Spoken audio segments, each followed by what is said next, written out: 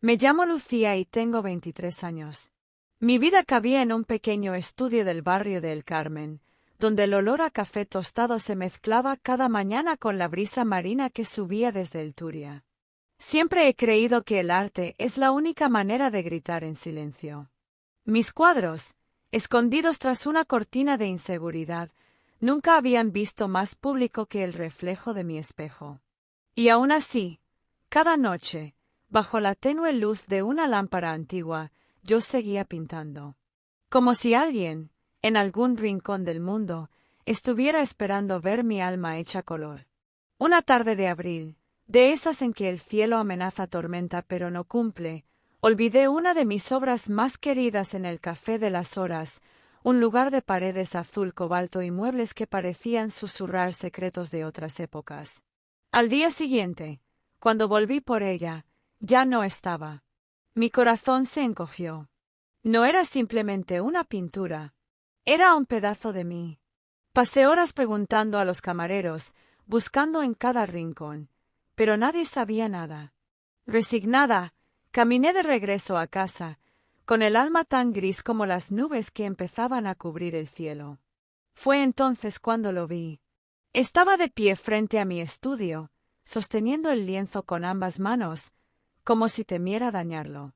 Alto, de cabello castaño salpicado de canas, mirada profunda, ropa sencilla pero impecable. Algo en su postura, quizá la forma en que sujetaba el cuadro, con respeto casi reverente, me hizo detenerme. —¿Es tuyo? —preguntó, su voz grave y serena. Asentí, incapaz de hablar. Él sonrió levemente, como si entendiera más de lo que yo misma sabía expresar. Lo encontré en el café. No podía dejarlo allí. Hizo una pausa, mirando el lienzo con ternura. No es solo pintura. Hay vida aquí. Me lo entregó y, por un instante, nuestras manos se rozaron. Sentí una chispa, no eléctrica, sino humana. Un reconocimiento, como cuando ves algo olvidado y, de pronto, lo recuerdas todo. —Soy Marcos —dijo. —Lucía —respondí, finalmente encontrando mi voz. A partir de ese día, empezó algo que entonces no supe nombrar. Marcos era arquitecto, especializado en restaurar edificios antiguos. Amaba las texturas, las historias ocultas tras cada grieta en la piedra. Cada vez que hablaba de su trabajo, su voz adquiría un tono apasionado que hacía imposible no escucharlo. Comenzamos a vernos de manera casual, un café en la Plaza de la Reina, una caminata improvisada por los callejones de Ciutat Bella, una charla nocturna junto al viejo puente de Serranos. Con él, el tiempo parecía fluir de manera distinta, más lenta, como si cada momento mereciera ser saboreado.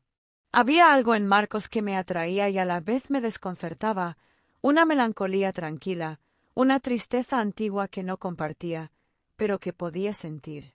Nunca hablaba de su pasado, y yo, por respeto, no preguntaba. Una noche, después de una breve exposición en una galería pequeña donde apenas me atreví a mostrar un par de bocetos, nos sentamos en un banco bajo un naranjo en flor. —¿Tienes miedo? —dijo de repente, sin mirarme directamente. —¿De qué? —susurré. —De ser vista. De mostrarte tal cual eres. No supe qué responder. Él tenía razón, aunque no sabía cómo lo había adivinado. Tu arte, continuó, es una extensión de ti. Si escondes tus cuadros, te escondes a ti misma. Sentí un nudo en la garganta. Quise decir algo, pero las palabras no acudieron. Marcos me miró entonces, con una intensidad que me dejó sin aliento. No dejes que el miedo decida por ti, Lucía. Esa noche no dormí. Sus palabras daban vueltas en mi cabeza, como un eco interminable. ¿Y si tenía razón? ¿Y si llevaba años huyendo de algo que ni siquiera sabía nombrar? En los días que siguieron, Marcos y yo nos vimos menos. Él tenía un proyecto importante restaurando una antigua lonja cerca del puerto, y yo me refugié en mi pintura, enfrentándome por fin al lienzo en blanco sin excusas. Fue entonces cuando recibí el correo. Una galería en Madrid había visto mis bocetos y me ofrecía una exposición. Una oportunidad que siempre había soñado, pero que ahora, de pronto, me daba miedo aceptar. Quise contárselo a Marcos, pero él parecía distante, atrapado en sus propios silencios. Una tarde, mientras el sol se escondía detrás de las torres de Quart, lo encontré esperándome frente a mi estudio. «Te estaba buscando», dijo, sin preámbulos. «¿Qué pasa?», pregunté, notando la seriedad en su rostro. Marcos sacó algo de su mochila, un pequeño folleto doblado en 4. Era de una antigua casa señorial, recién restaurada, con un patio interior lleno de luces tenues y fuentes de piedra. «Quiero mostrarte algo», dijo simplemente. Y supe, sin necesidad de más palabras, que esa noche cambiaría todo. Marcos me llevó por callejuelas que parecían desconocidas incluso para los propios valencianos. La ciudad, normalmente vibrante y ruidosa, esa noche parecía contener el aliento. El sonido de nuestros pasos se mezclaba con el rumor lejano del agua y el aroma de azahar en el aire cálido. Finalmente llegamos a una antigua casona escondida tras un alto muro de piedra. La puerta de madera, adornada con herrajes gastados por el tiempo, se abrió con un chirrido suave. Marcos me miró de reojo, como si temiera mi reacción. Entramos. La casa era mágica. Luz de velas iluminaba los corredores, reflejándose en las paredes encaladas y en los suelos de baldosas hidráulicas. Pequeñas fuentes murmuraban en patios escondidos, y cada rincón parecía respirar historia. En el centro del patio principal, bajo un enorme naranjo en flor, había varios caballetes. Mis cuadros.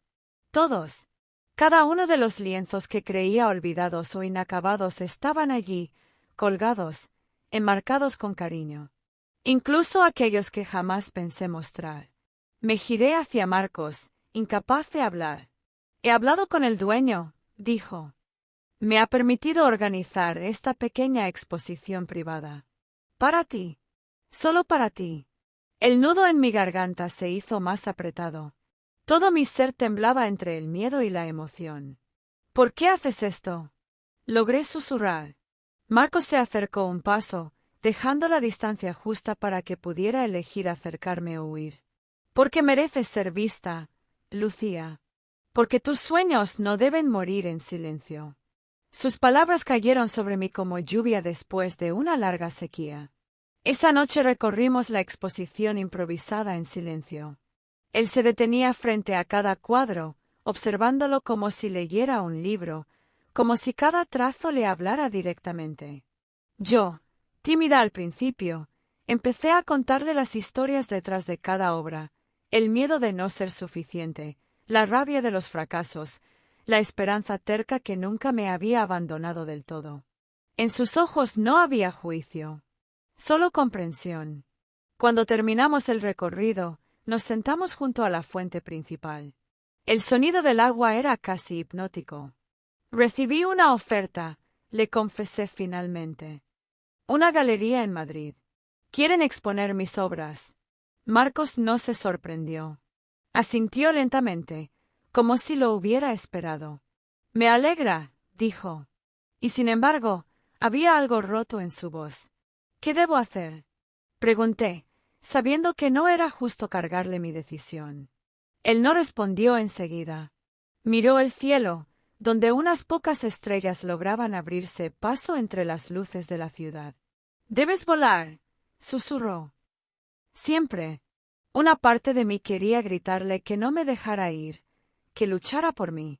Pero sabía que Marcos era así, alguien que amaba en libertad, sin cadenas. Los días siguientes fueron un torbellino. Preparativos, nervios, dudas. La noche antes de partir, caminamos por la playa de Malvarrosa. La arena fría bajo los pies, el rumor del Mediterráneo acompañándonos como un viejo amigo. Marcos llevaba las manos en los bolsillos, su silueta recortada contra el horizonte oscuro. «No quiero ser la razón por la que dudes», dijo de pronto. Me detuve. El viento me despeinó el cabello, pero no hice el gesto habitual de recogerlo. Solo la miré.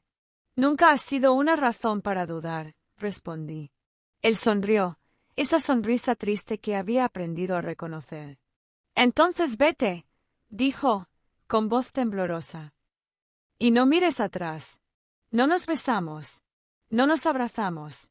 Solo nos miramos, como dos náufragos sabiendo que el mar era inevitable. Al día siguiente, con una maleta ligera y el corazón pesado, subí al tren hacia Madrid desde la estación del norte. La ciudad se alejaba lentamente, como un cuadro que alguien descolgara de la pared. Miré por la ventana, buscando su figura entre la multitud. No estaba. O quizás sí, pero ya era tarde para volver. Madrid era todo lo que había soñado, calles infinitas, museos desbordados de historias, plazas donde la vida parecía latir con más fuerza. Pero dentro de mí, algo faltaba. La exposición fue un éxito. Más de lo que me había atrevido a imaginar. Gente que no conocía se detenía frente a mis cuadros, se emocionaba, preguntaba. Me sentía orgullosa, y sola. Las noches eran las peores. En mi pequeño apartamento de lavapiés, rodeada de cajas sin abrir, pensaba en Valencia. Pensaba en Marcos. Cada vez que una brisa fresca movía las cortinas, creía oír su voz. Cada vez que una sombra cruzaba la calle, mi corazón latía esperando verlo. Sabía que no debía buscarlo. Él me había liberado para volar. Pero las alas, a veces, también duelen. Pasaron semanas. La vida en Madrid se volvió rutina, cafés apresurados, reuniones con galeristas, entrevistas incómodas. Sonreía para las cámaras, para el público. Pero mi alma seguía atrapada en un patio lleno de velas, bajo un naranjo en flor. Un día, mientras paseaba sin rumbo por el Retiro, encontré un pequeño mercadillo de antigüedades. Algo me atrajo hacia un puesto donde vendían libros viejos. Allí, entre novelas polvorientas y mapas rotos, vi un cuaderno de tapas desgastadas. Lo abrí. En la primera página, una frase escrita a mano. Nunca frenes tus alas por nadie. Ni siquiera por mí. Mi corazón se detuvo. Era su letra. No podía ser casualidad. Pregunté al vendedor, un anciano de barba blanca y mirada astuta. ¿De dónde viene este cuaderno? Pregunté, intentando mantener la voz firme.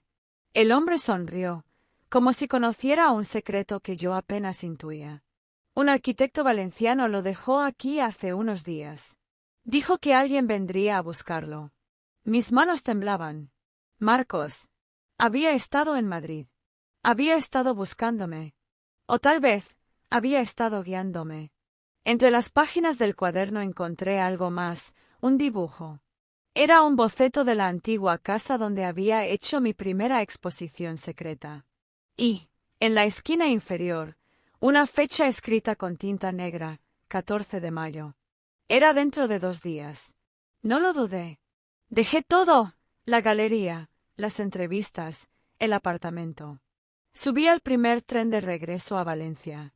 El viaje fue un torbellino de emociones, miedo, esperanza, ansiedad. ¿Y si había entendido mal? ¿Y si era demasiado tarde? La ciudad me recibió con su olor a mar y azahar, como si no hubiera pasado el tiempo. Corrí por las calles estrechas, mis pasos resonando contra las piedras viejas.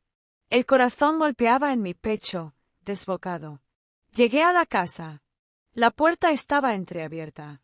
Dentro, la misma luz de velas. La misma fuente murmurando. Todo como aquella noche. Pero él no estaba. Caminé despacio, los ojos buscando en cada sombra, en cada rincón.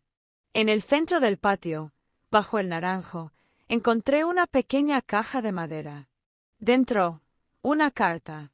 Lucía, el arte nos da alas, pero el amor nos enseña a volar de verdad.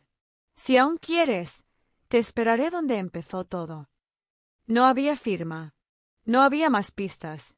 Solo una dirección escrita apresuradamente. Calle del Mar 17. Salí corriendo, sin pensar, guiada por una mezcla de fe y desesperación. Cuando llegué, la calle estaba desierta. La puerta del número 17 era sencilla, de madera oscura. Toqué. Esperé. Nada. Volví a tocar, el corazón rompiéndoseme en el pecho. Entonces oí un sonido suave, pasos al otro lado. La puerta se abrió lentamente. Y allí, de pie, bajo la tenue luz del atardecer, estaba él. Marcos. Sus ojos, cansados pero vivos, se encontraron con los míos. No dijimos nada. No hacía falta. Solo dimos un paso, casi al mismo tiempo, como dos líneas que finalmente se cruzan. Y justo cuando creí que por fin lo tenía, una sombra apareció en la esquina de mi visión. Una figura que conocía demasiado bien. Mi pasado, mi miedo, mi otra vida, todo reunido en un instante. Antes de poder reaccionar, Marcos dio un paso atrás, su rostro endureciéndose. Lucía, dijo la voz detrás de mí. Tenemos que hablar. Me giré lentamente, sintiendo que todo pendía de un hilo invisible. Mi elección aún no había terminado. Gracias por acompañarnos en el canal En la Trampa de los Deseos. No olvides suscribirte, darle like y activar las notificaciones para no perderte nuestras nuevas historias. Nos vemos en el próximo capítulo.